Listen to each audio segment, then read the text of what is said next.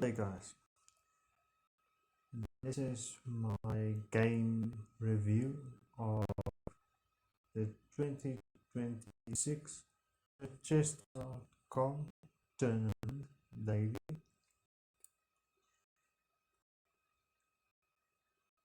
My opponent is, I think I think it's Eli. But in any case, he opens with d4. I opened with my Caro-Kann c6, and my opponent went for a Fianchetto setup. I went d5, Caro-Kann.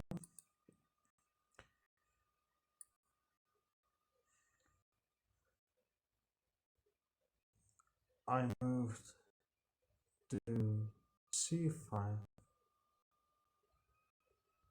going for the Gotham style Caro. I'm ready.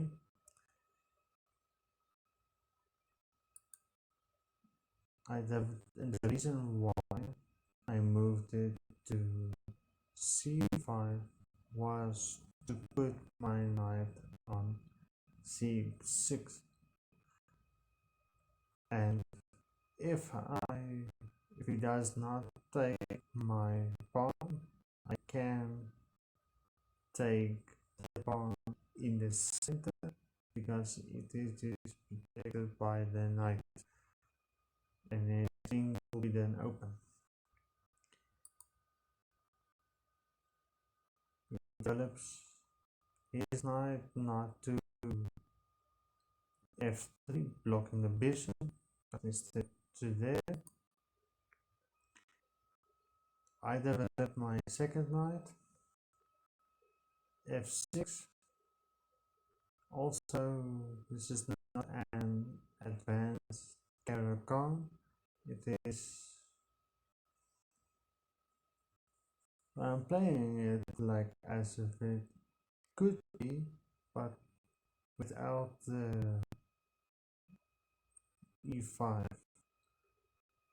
But in any case, in castles, I develop my bishop, and he is preparing to go c4, followed by bishop to b2. Sorry for my speech is a little bit slow, but the difference is I'm protecting this deep pawn. In the Caro-Kann, you want the white bishop outside the pawn chain. That's why I went for this setup. Like I said, that is why he went for b3 to go c4.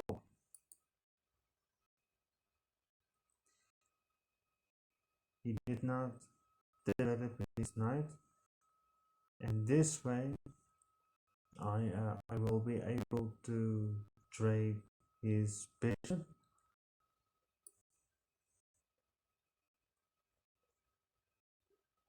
He takes my d pawn, I take back, and here we're not in the opening anymore. I haven't cancelled yet, but we're not in the opening anymore. And here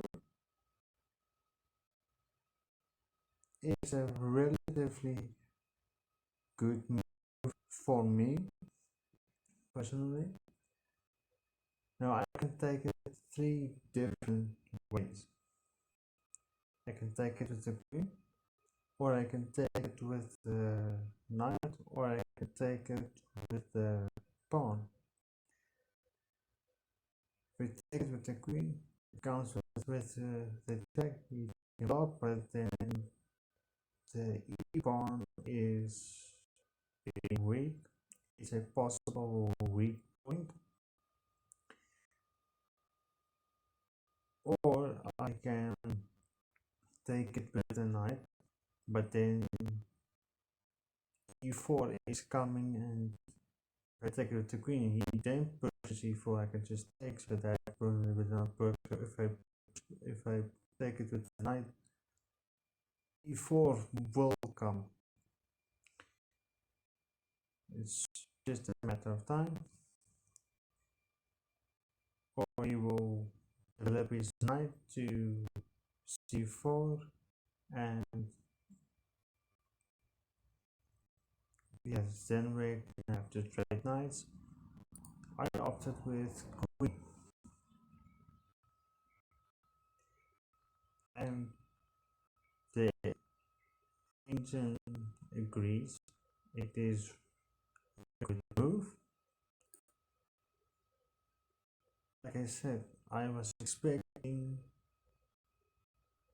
f3, but that does not help me. Well, reason why I moved my rook is because if he was going to take, I would play his queen, I would take with my rook, I would take back with my rook, and I will just pick up a rook. So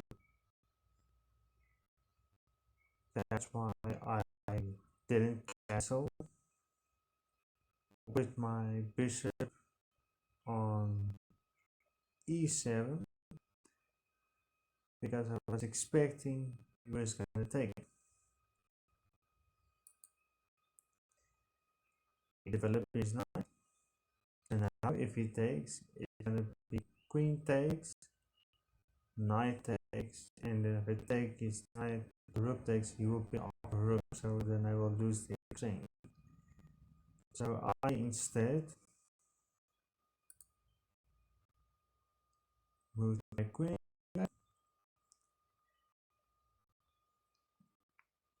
You may be wondering why I moved it back. I didn't see any clear way. I thought of going to h5 or even f5, but I didn't see any continuation, because then if I go f5, e4 is coming,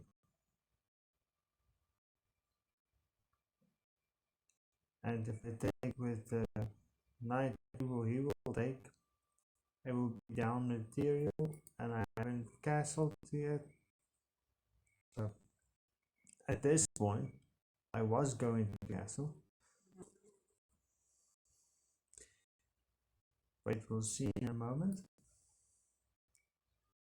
He developed his bishop, flying this square. Here I had an idea. I thought, okay, this bishop is a problem for me. This pawn is pinned. If he takes my pawn, this pawn is a problem.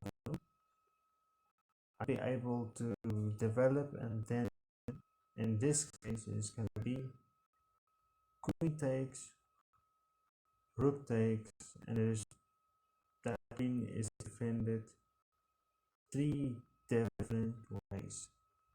So I opted for take the pawn. Now a few things are staring at each other. The bishop is staring, the knight is under attack, the queen can take this pawn, the knight can take this pawn, but the bishop is still hanging. So he opted for taking my bishop. I took back with a rook. I'm going to put my king on e7. There's no easy way of getting to my king. The king is completely safe. I'm gonna double down. But first,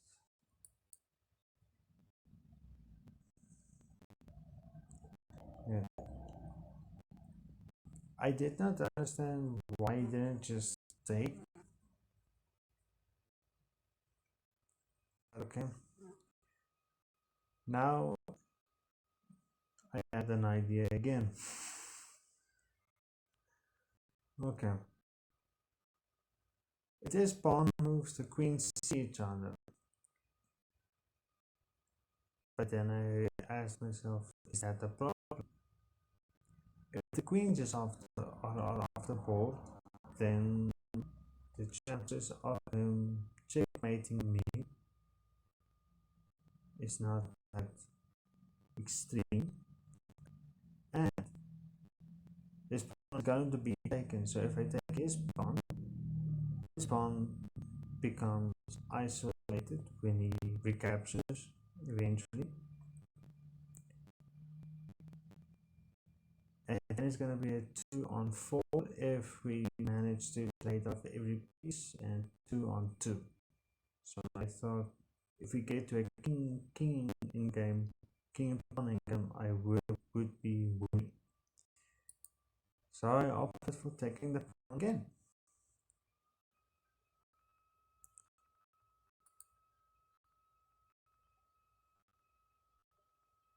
And he took my queen.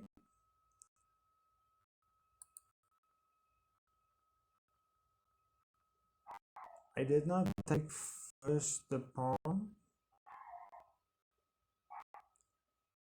for reasons, because I thought if I did this, he would be able to double up his rooks and go on to f-file, so he can take me. Then I really have enough time to protect the f-file. So I opted for taking the queen first. He took back the pawn.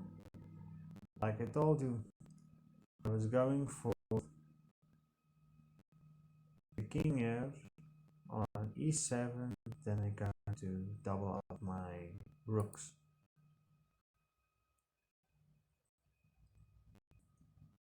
To be honest, I do not know why he was doing this. Well, I told you my plan, and I just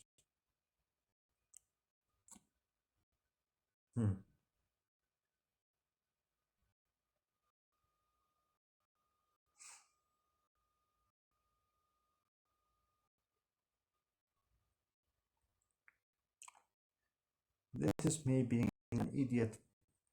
Sorry.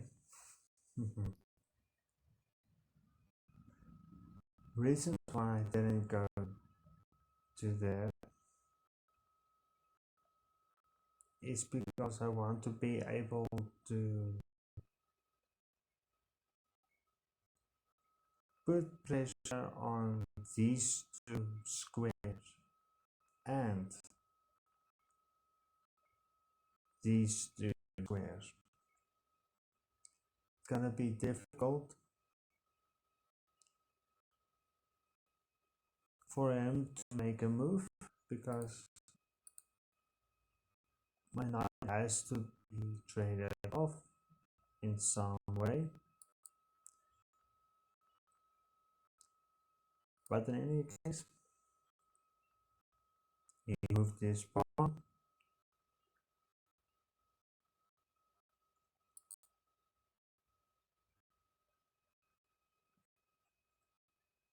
Trying to kick his knight out.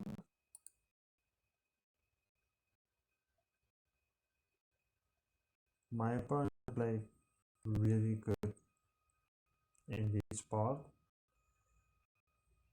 Well, I had a decision to make. trade this knight to make this knight come forward or his pawn, and then I would be equal in my material, but I would still be a pawn up.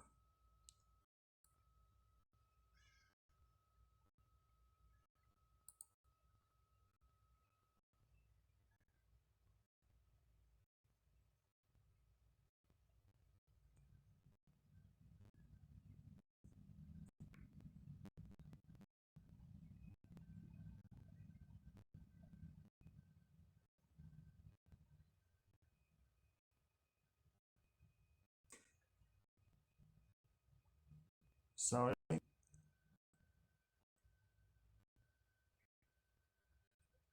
my computer is slow.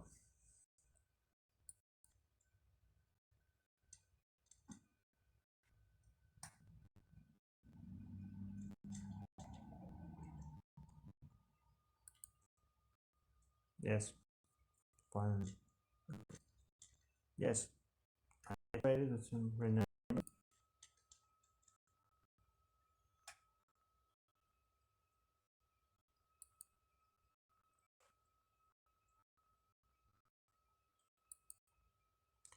Never here. I took his knight. He took back.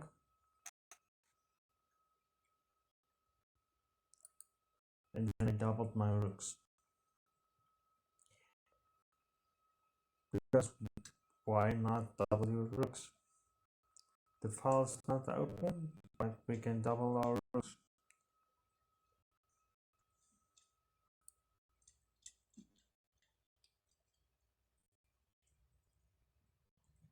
Now I thought for a moment I did not like everything, so I decided to bring my knight back to d6, protecting my f7 square. If he was going to double, I can have a little bit time. I protect my f pawn.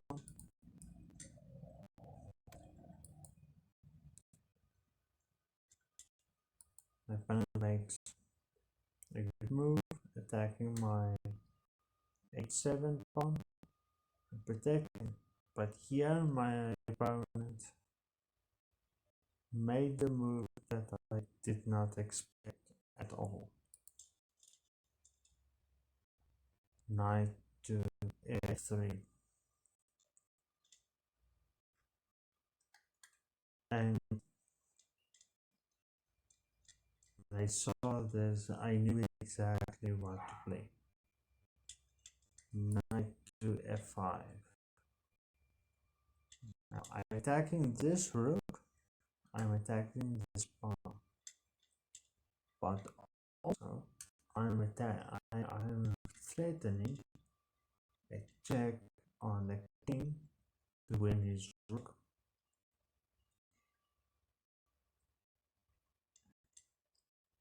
And I said to myself, I don't know what move is going to play.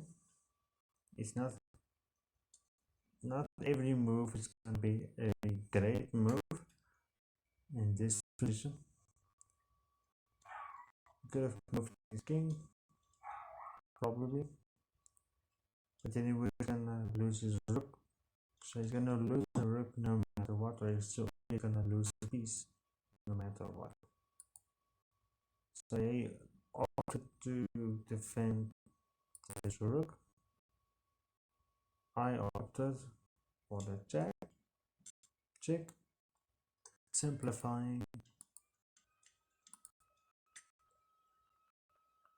And on the next turn I will take this rook.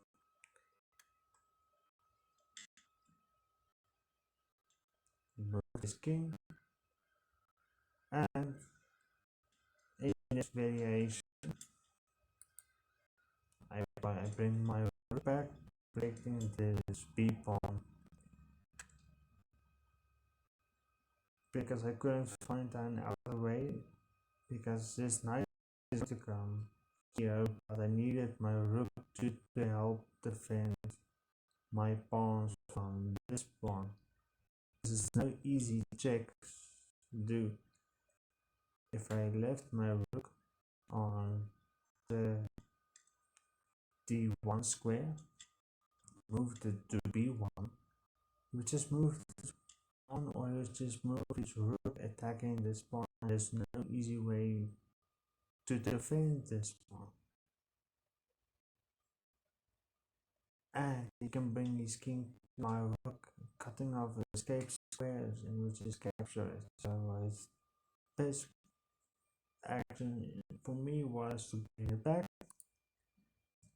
Don't think too much of it.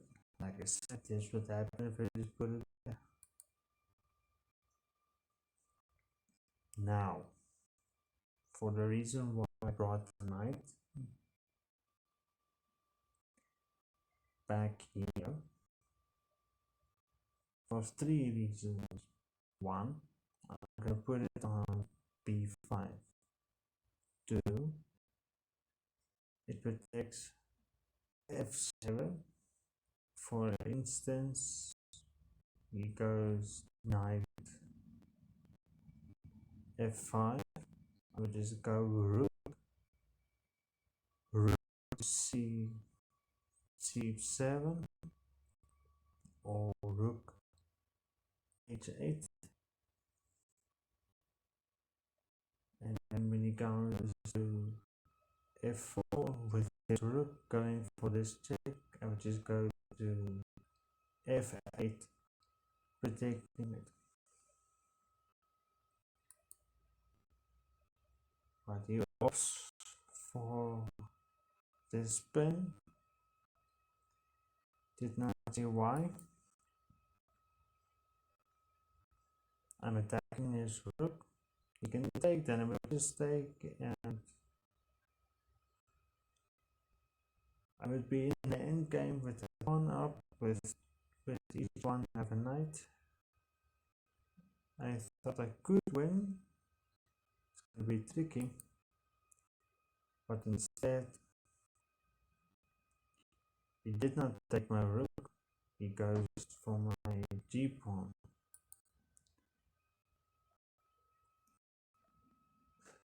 I did not push it too square for reasons, but you can start pushing the pawns and you can break through, and that I did not want. And he's now attacking my second pawn, and now I'm creating a pawn chain that is not easy to break through.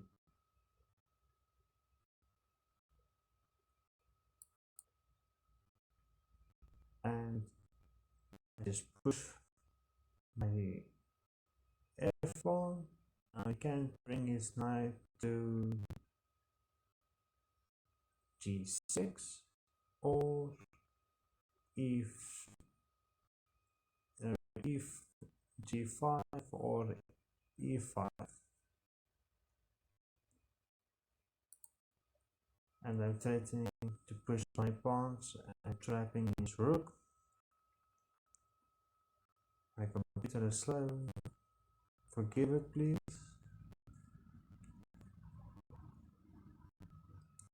I did not even think twice offering a trade because I really thought I was gonna win this. If the rooks are off, he takes, I take back,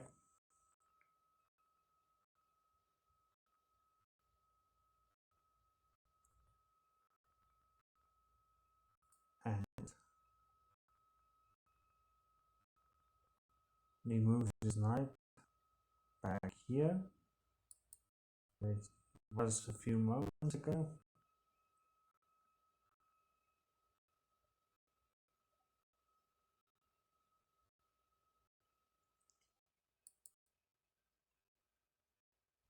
He pushes the pawn, trying to go for me to take. Then he comes back, and the rest is my king. I said no. What are you gonna do? I push the pawn. He has to move the knight right now, and then I will take this pawn. Then and only then will I take that pawn.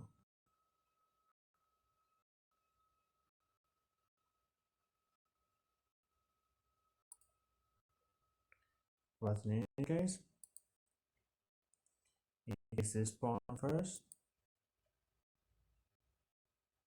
I take back, no funny business. This pawn is locked.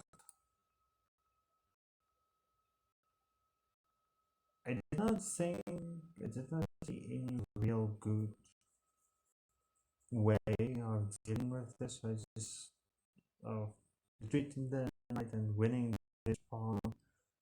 So I just opted taking the knight. He takes back. I move my king, and now it's a completely winning in game for me. It's just now about technique.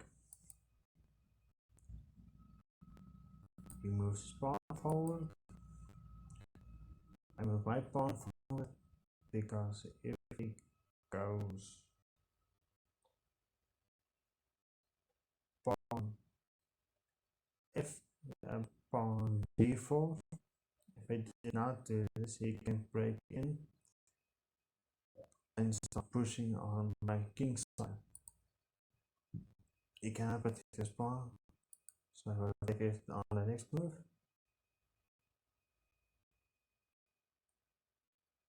And here, actually here,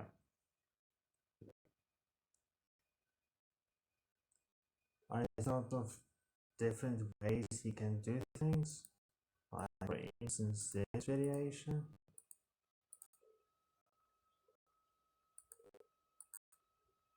He goes down, I push,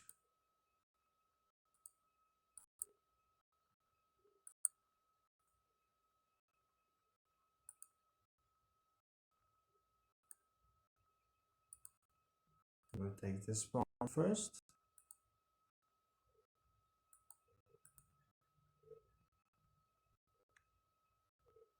and then we will take this one.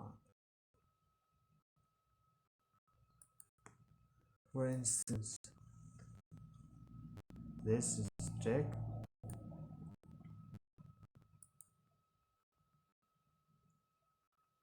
Then I move forward.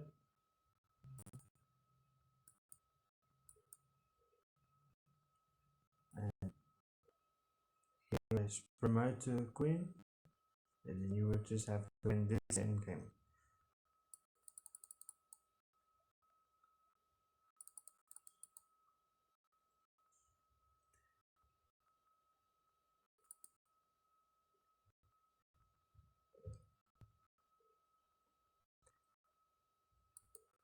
But in any case, he opted for this one. And the this reaction is no pawn on d4. You will see in a moment why that matters. He goes for this one, then he goes for that one. I just walk in front of it, and because my g-pawn isn't there in this variation, I get this sequence of moves. That's it. Just bring your king down. The only place for the king still to move is f7. When he goes there, queen e6. My next move is 7 with the king. 3 moves. Can make 4 moves. h6 with the king. h7, h8, or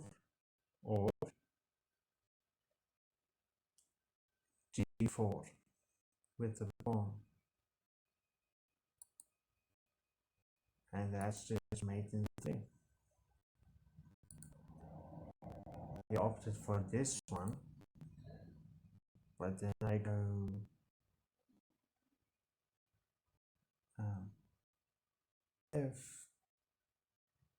7, and then it's mate and 1. Thanks for watching.